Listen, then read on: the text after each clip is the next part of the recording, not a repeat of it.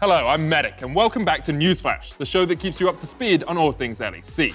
Coming up on the show, we're going to recap some of the best moments from the first half of spring and see who some of the frontrunners are for the Rookie of the Season race. But first, let's take a look at some of the major headlines from the last 4 weeks. G2's Ocelot has been rumoured to be negotiating with this up-and-coming Blast Cone after its impressive performance against Mad Lions. It may take SK's rookie jungler Tinks a little bit of time to realise that, unlike in solo queue, in the LEC, you don't need to 1v9. And Rogue's Odawamne was left emotionally overwhelmed when his teammates threw him a surprise MVP party. Before we move any further, we once again need to talk about one of the biggest rivalries in League of Legends, Fnatic versus G2. Legacies have been established, dynasties created, and the kings in the LEC once again continue. Okay, I get it.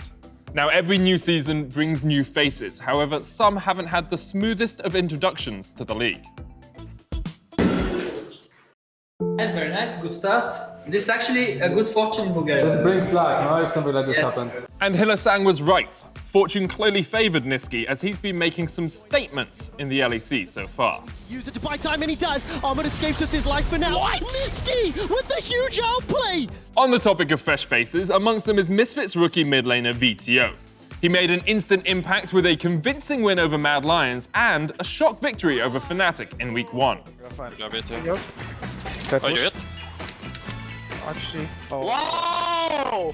Currently tied at the top of the table, Rogue started the season strong with a resounding victory over Fnatic and continued on a 5-game win streak.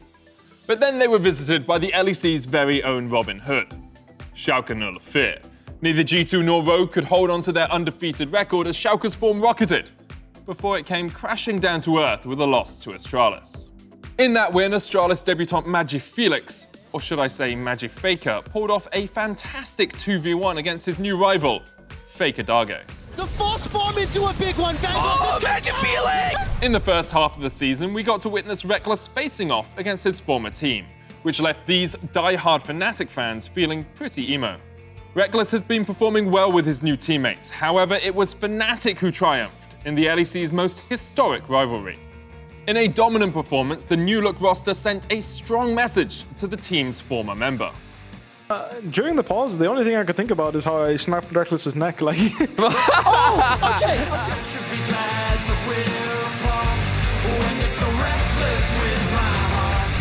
Crown Shot arrived fashionably late this season after replacing Comp in the bot lane, but even his experience couldn't stop Vitality from being backdoored by XL. XL have made an impressive start to the season and currently sit in joint 4th. They're in good position to make playoffs for the first time in the organization's history.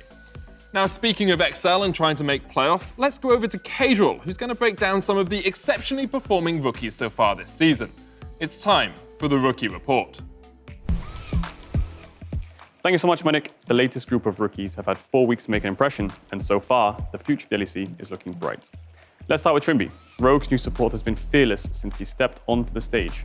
And although the first week or two looked quite shaky, I think the EU Masters Summer 2020 champion has definitely found his form. Trimby has constantly gotten handsome ahead, setting up or claiming first blood in 67% of their games. They've already proven to be quite the fearsome pairing and will be crucial if Rogue wants to stand a chance of dethroning the Kings, G2.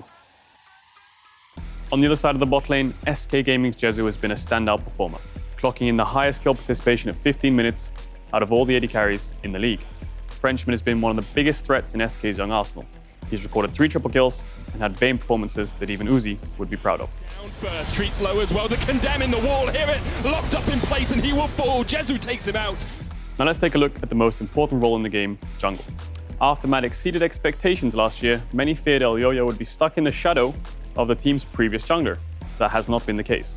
Elyoya has impressed with his own style, using a diverse champion pool and a more supportive approach, recording the highest skill participation and the highest jungle proximity, making him one of the best early game junglers in the league. Saving the best till last, the new and up-and-coming rookie caster, me.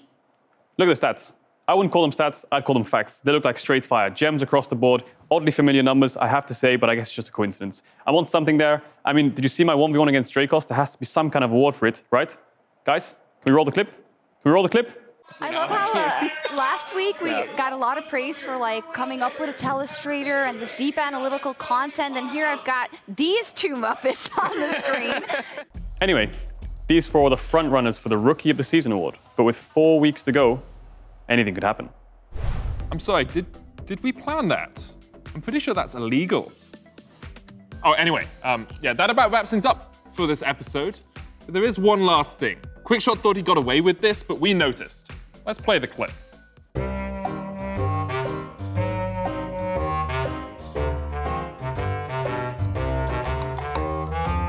And I think we should see that one more time. Once more for good luck.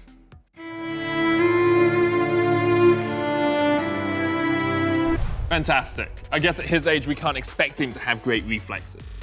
Now, anything can happen, but I want to know in the comments down below who you think will end up on top at the end of the regular season. Week 5 of the LEC kicks off this Friday. Don't you dare miss it.